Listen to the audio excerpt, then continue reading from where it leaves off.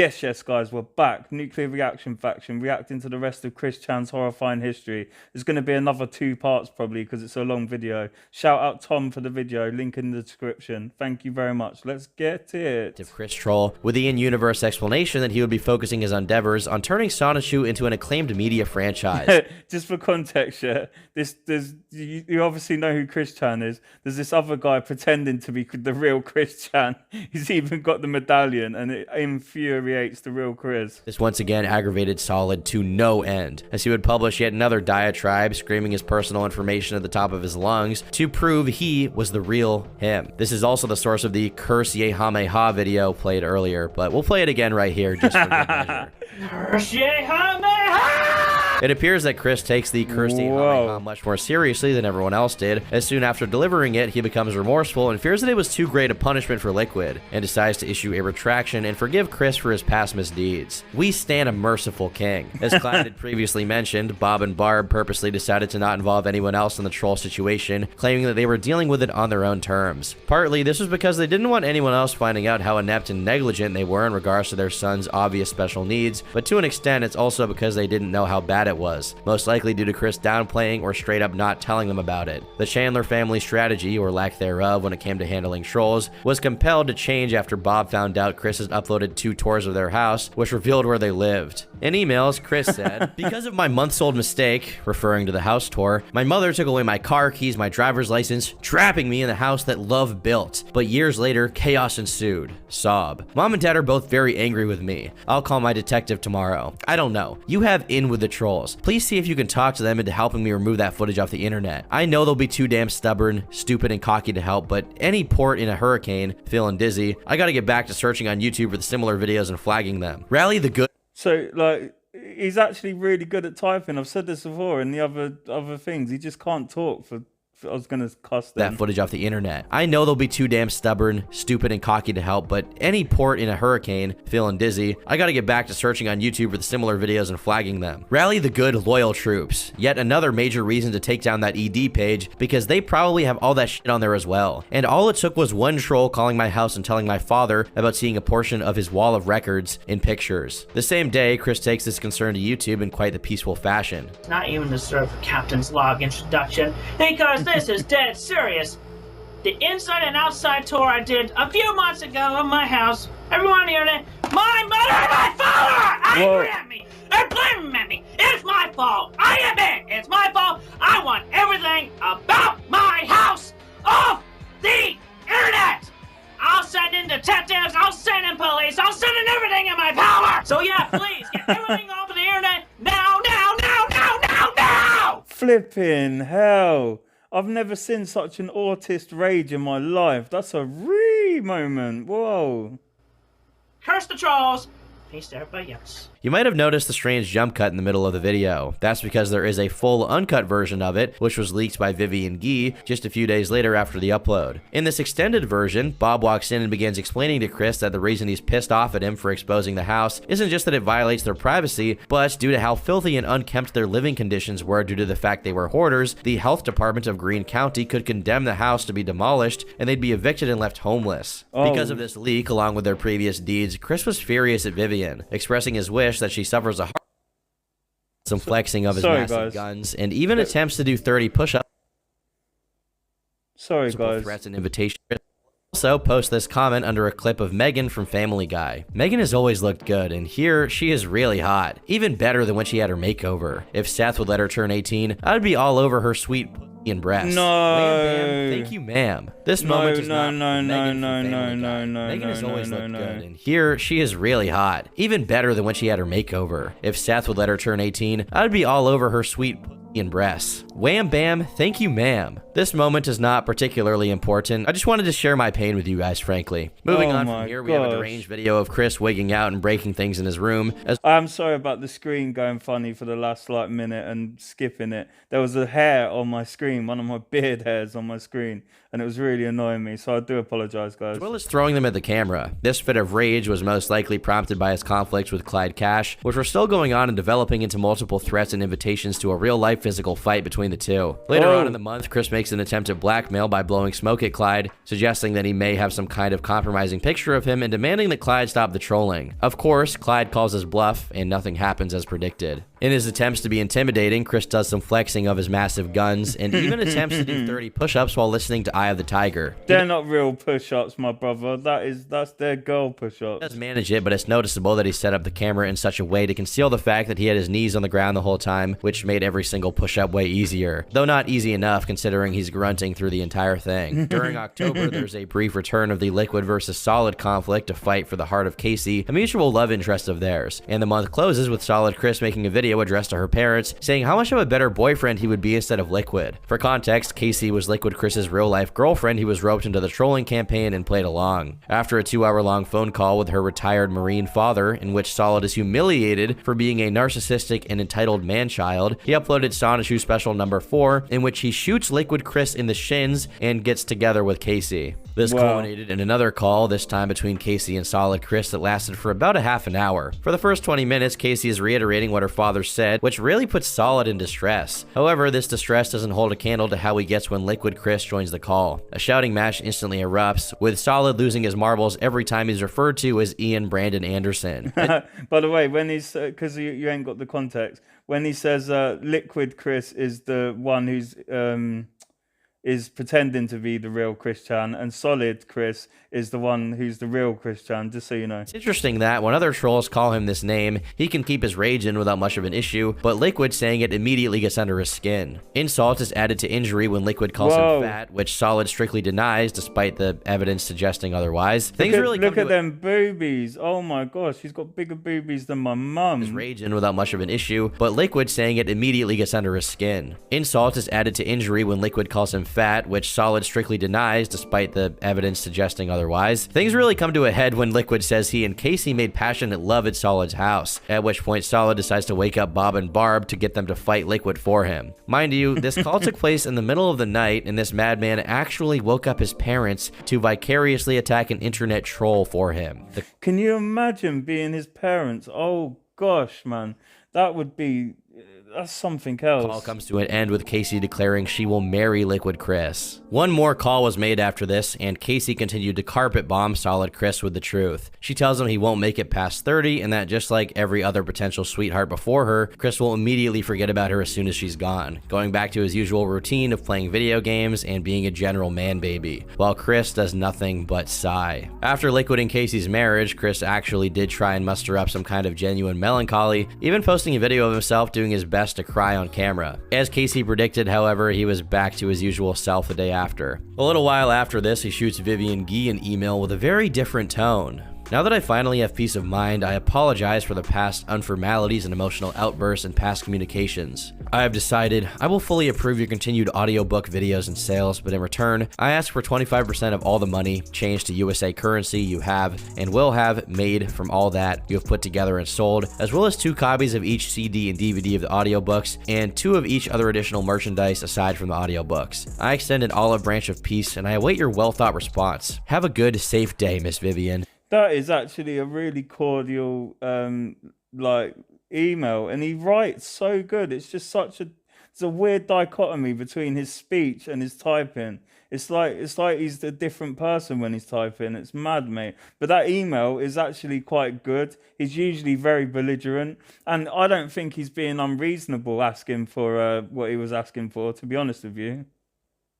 I'm not sure he's legally entitled to it, but, you know, like, as a gentleman's agreement, I think that's fair, that. Initially, Vivian is doubtful that this all-business act that Chris was putting on had anything behind it. In order to have him prove himself, she sent him an email detailing the kind of things he'd have to do if he ever wanted to make Sonichu anything besides these schizophrenic doodles on his website. She began pressing him on emails, asking him how he spent his time, telling him to get new pages of Sonichu done every day, suggesting new ways to market and promote it. It's actually impressive that someone actually put time and effort into trying to make Sonichu into a thing, because despite Chris's psychotic obsession with inserting it into every facet of his life and clinging to it as his magnum opus, he was more than comfortable to let it just fester in obscurity. For the rest of '09, Chris was cooperative with Vivian's efforts to whip him into something resembling an actually productive artist, even if he frequently failed. Another thing Vivian pushed him to do is start taking and responding to fan mail, even if most of the mail won't be coming from actual fans. Surprisingly, based on the mail from the first edition of the mailbag, most of the interactions were pretty positive towards Chris, even if occasionally trollish and ironic. Until the end of 2009, he would do around 30 mailbag entries, and this proved successful at keeping his following engaged and interacting with the content. While things began running a bit more smoothly on the Sonichu end of the CWC operation, his YouTube was as erratic as ever. Upon Vivian's request, he posted himself doing parkour to promote Sonichu,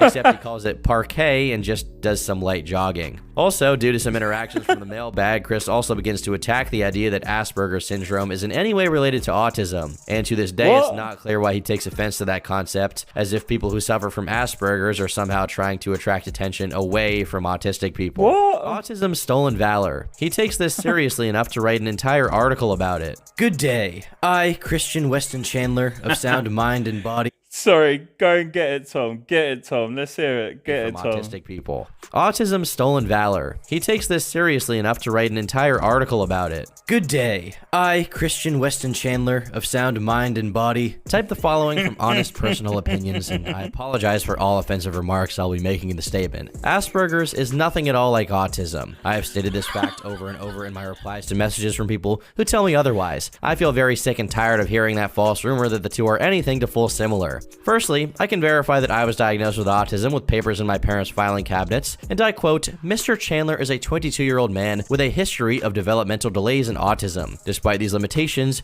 he seems to have been quite successful in maximizing his academic abilities. Despite his significant delays in language, he has over the years developed relatively effective communication skills. And with that, I have not only helped cultivate the first generation of autistic people, but I have gone beyond the Autistic Dreams Academy, communicatively and socially. Still, I have trouble maintaining eye contact. My mentality is sometimes slow yet quick at other times. The people who first evaluated me ever even stated that I would never even make it to high school, much less even write his name. Take that and smoke it, oldest doctors. And those with Asperger's dare to try and take the shine and limelight away from us autistic people, not only with their social flaws and such possibly similar traits to autism, but to shun us autistics by being better communicatively and mentally than us. I have received a message from one who dared to call me normal in comparison to him. If anything, the Asperger people are and have been normal. They think they can one-up or even match autism with the lack of social capability and their clumsiness and such. Those characteristics can be faked by them, who are most normal compared to us true autistic people. Even their title is flawed. Asperger's. It can be misconstrued into a most terrible cut of meat from any animal, even something that can be picked nasally. I have fought long and hard to make a stand for the autistic people. I will most certainly not let these imposters steal the true original title of autistic from any of us. Victory over autism belongs only to us true autistic people. You would never expect a mentally disabled guy to find a way to be ableist, I guess, but Chris Chan has no limits. To add to his war against Asperger's, he creates an extra mailbag called Autism Mailbag, dedicated solely to blowing up on anyone that tries to inform him on what Asperger's actually is. On the 9th, Chris makes a video complaining about how trolls bought up all the ad space on Wikipedia, a site created to document all of his adventures, only to use them to display gay ads. This complaint only served to make the problem worse, as the gay ads that were on the website were removed, only to be replaced by more gay ads, along with images of pickles to terrorize Chris even further. Besides this, the video also has him asking for €1,000 from his European fans, and then pitching a Sonichu-themed episode of Family Guy to Seth MacFarlane, who some troll said was considering making an episode with CWC in it. His pitch consisted of an elaborate crossover that included CWC dating Meg, and he was confident enough that Seth would watch the video that he left his phone number in the description, which obviously was exclusively used by trolls who wanted to harass him and never used by Seth MacFarlane to get this deal of a lifetime together. In the midpoint of the month, Chris decided that the Hedgehog Boys music wasn't enough for him. Is he going into rap? Tried out being a solo rapper. His first song, called iPods Down and Listen Up, has him describing himself non-consensually making love from the perspective of an animal. Not kidding, here are the lyrics. I tell you what, ladies, I have a game. Let's play Jungle Fever. I'm the manly tiger, you're the sleek, sexy panther. I pounce on you, you run away. I haven't missed, but I chase anyway. And we chase for a while, and then you wear out, and you take it like a gal. And then we pump until we'll have your little tiger panther cubs. To top it all off, he finishes the song by shouting out Viagra. A few days later, he posted another rap, this time in full Juggalo garb, but this one isn't original and just a cover of an already existent song. The year closes with Chris expressing his discontent at the people managing the the Wikipedia because they wouldn't allow him to edit it to his liking, which meant removing anything that wasn't saccharine Sonichu worship. The year of 2010 begins with the ads once again being replaced, this time with comics of Asperchu, a troll campaign designed to do to Sonichu what Chris did to Sonic and Pokemon, copyright abuse and plagiarism. The tweaks made to the character in order to keep it original were also selected to maximize the amount of anger in Chris. The name of the character, Asperchu, is because he suffers from Asperger's, so if Chris were to accuse it of being derivative of the CWC Extended Universe, he would also be guilty of likening Asperger's to autism, which he would hate. With the success that Liquid had at infuriating Chris by imitating him, a combination of copying Chris with Asperger's was sure to be effective. The ads on the website even had depictions of Asperchu and Sonichu with some degree of homosexuality suggested, which ensured the CWC stamp of approval. Meanwhile, Chris quietly established contact with another girl, and though he tried to keep it private so the trolls wouldn't get to it, he couldn't help himself and began name-dropping her in his videos. In a lot of ways, this girl was Megan's successor, though her communications with Chris were a lot less cogent and lasted less as well. While Chris kept pushing for them to date and being a general weirdo, she kept herself at a safe distance. On the YouTube end of things, having a new good-intentioned gal pal did nothing to calm his anger, as after a wiki is created for Asperchu to further liken it to Sonichu, Chris threatens to kill them with psychic powers. While these visible trolling stunts tried to be as entertaining as possible when it came to annoying Chris, the demeanor of the trolls behind it was not particularly malevolent. Calls between Chris and the creator of Asperchu, who went by the alias of Alec Benson Leary, show that Alec was trying to do the same thing Vivian was doing, make Chris productive and care more about working on Sonichu and not letting it rot away. On the 2nd of March, Chris took to his Twitter to say this: "My father went to the hospital last night at 3 a.m. with a case of congested heart failure. He will be back out in a couple of days, but I have had a long, stressful day. I only got 4 hours of sleep. I will resume daily updates after this week. Redrawing on the last few pages of book 10 are in the works, so Alec, his crew, and I can be on peaceful terms, and that we can all move on with better stories that are more canon to all things Sonichu and Rosachu. Currently, daily updates will mostly consist of mailbag answerings, bio page creations, captain's log updates, etc. I appreciate your loyalty and patience. And also, thank yous go out to all who have sent me positive emails and US mail letters, cards, and presents with opposite feelings towards the few who sent me offensive, graphically inappropriate fan art." In the updates that followed this announcement up, Chris said that Bob had made it through safely and was no longer in danger. However, if this event didn't have enough of an impact on Chris, what happened soon after definitely did. Because of an oversight while making his little Big Planet level, Chris accidentally left in the full name of the girl who he had been interacting with, and the trolls picked up on it and immediately contacted her with all the defamatory information on Chris that the CWCpedia could offer. Her response was to tell him to get all of her information off of his things, and that if someone were to go after her and bother her, it'd be his fault. His reaction was this: God damn another story when you try to hurt my friends and get them involved like you've been doing.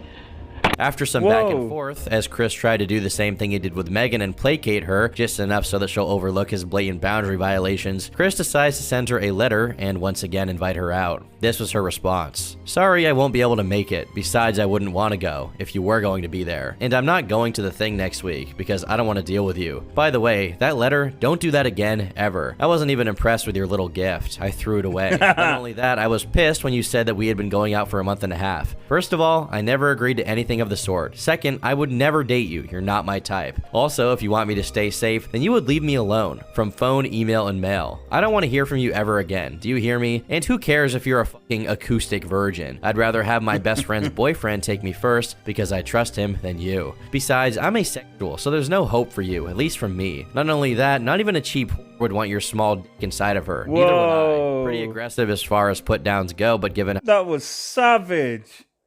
Flipping hell, that escalated quickly. So there's no hope for you, at least from me. Not only that, not even a cheap would want your small dick inside of her. Neither would I. Wow. Pretty aggressive as far as put downs go, but given how things went with Megan, it was probably for the best. Because of the compounded negative feelings, Chris quits the internet, only to come back in a day and a half to talk about Family Guy. Mind you, during this whole time, little to no work is being done on Sonichu, which drives Vivian, who up until this point was trying her best to be supportive and helpful, into giving up on Chris and Sonichu. On emails, she says, "Obviously you don't give a shit anymore, so there's no point in managing something you don't care about. You had weeks to update update with anything. You're just playing video games and pretending you're actually putting effort into something. You've shown zero intention of actually updating. A week ago you said you might update, but then you do nothing. You told me like 2 days ago you would, and you still haven't done anything. How hard is it to do anything? You probably spend like 5 hours a day just watching TV and playing video games instead of actually doing anything productive. I'm still offering to take Sonichu off your hands. After this, their communication slowly died down and eventually stopped altogether. Through the month of June, Chris's drinking once again perked up as he began attending Fridays After 5, the kind of block party festival that takes place in Charlottesville. No. He's actually been cited multiple times attending it, sometimes dancing, sometimes just posing menacingly in his sports bra with the writings "Want Woman" emblazoned over it, and last but not least, mysteriously walking around with a hula hoop under his arm. An account of a sighting reads, he was wearing a bright orange sleeveless shirt with what looked like a beer logo on the back and holding a Budweiser aluminum bottle, a little minifan made to look like an iPod, and a hula hoop for some reason. Most importantly, he had a sort of basic attraction sign with him, nothing elaborate or directly sexual, but it says something like friendly and flirty man zone or something similar to that, and with more smaller text under that I couldn't make out. He was sitting on the back grass part and left a few minutes before the music was over. I would have loved to catch Chris's attempt at using the hula hoop. I bet it was funny as hell. Following one of his attendances to Fridays After 5, Chris goes to a bar. You can see his boobies there, man. Flipping hell.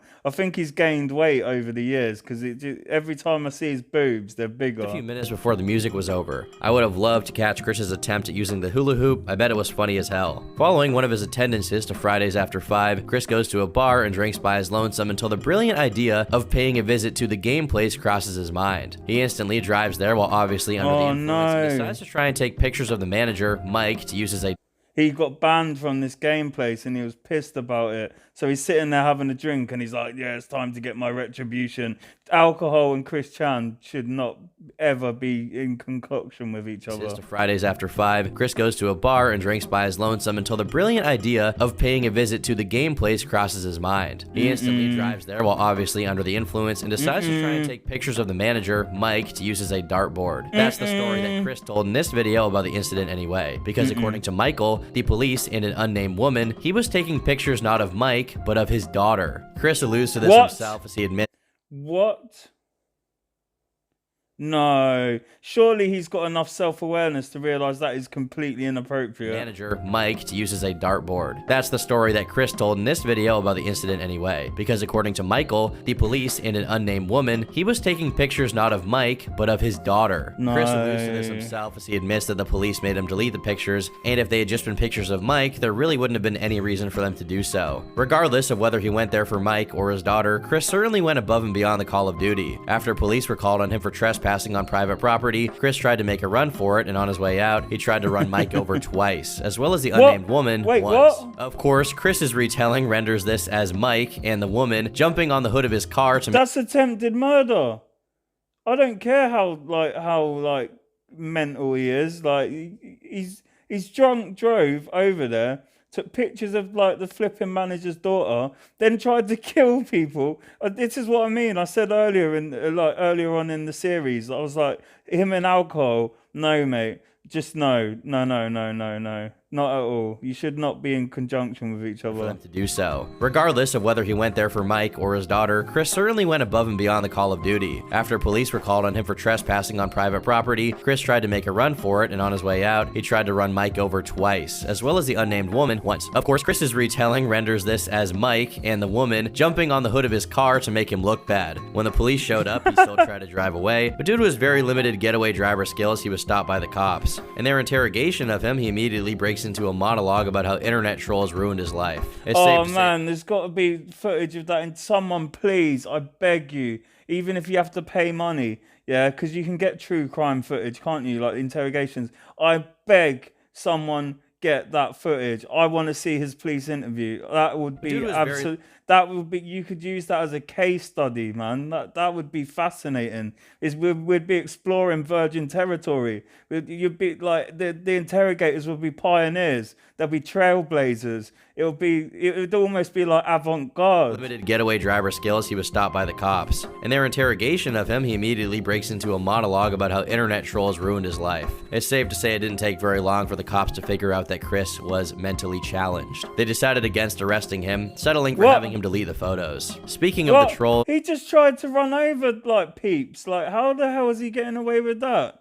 What? that's essentially getting away with murder. Like, that's as close to getting away with literal murder as you can get. Like, I don't care that he's challenged. You ain't about to, like, he shouldn't have a car. They should have at least banned him from driving and took his license. I mean, he was drunk driving. Didn't they test him? Didn't they, like, test his sobriety? What the hell, man? The police weren't doing their job properly then at all, bro. I'm telling you. Christian decides to one-up them. Instead of having his mediums of communication be hacked by them, he takes the initiative to infiltrate the trolls. At least that's what Chris believed. In actuality, the trolls set up a fake forum and made it look like it was their main hub for planning out the next attacks against Chris. Falling for it, hook, line, and sinker, Chris made an account on the forum under the alias of Jinkies Jenkins, followed with a truly bizarre introductory post. My real name is Junior Jenkins. Scooby-Doo was the inspiration behind the Jinkies. Lol. I had a birthday party recently on the 16th of July, so now I'm 15. I couldn't celebrate it with my friends like I would have wanted to because I was hitchhiking my way to Ruckersville from Boston.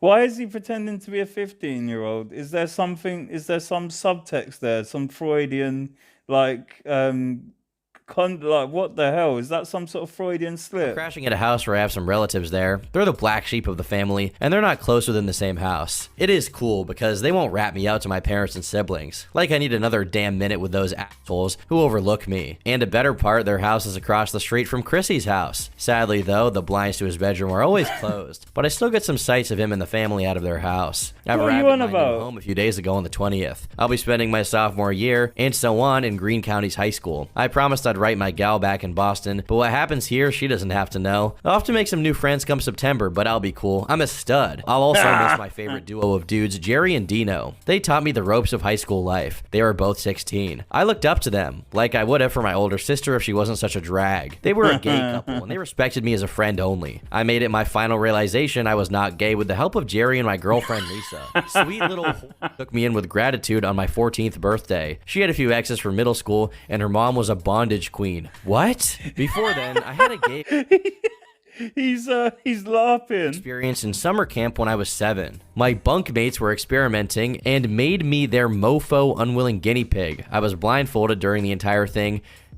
I can't read this. I seriously can't read this. The next part is basically like a gay erotica that Chris is describing from summer camp when he was a child, I guess. I guess it didn't actually happen because this is the perspective of his troll who he's like making out to be gay. So with that, it was... Wait, I think I'm going to leave it at that because this is going to be a long video. I've been locked into Nuclear Reaction Faction. Check out my other content, subscribe, and I'll catch you in the next one. Peace.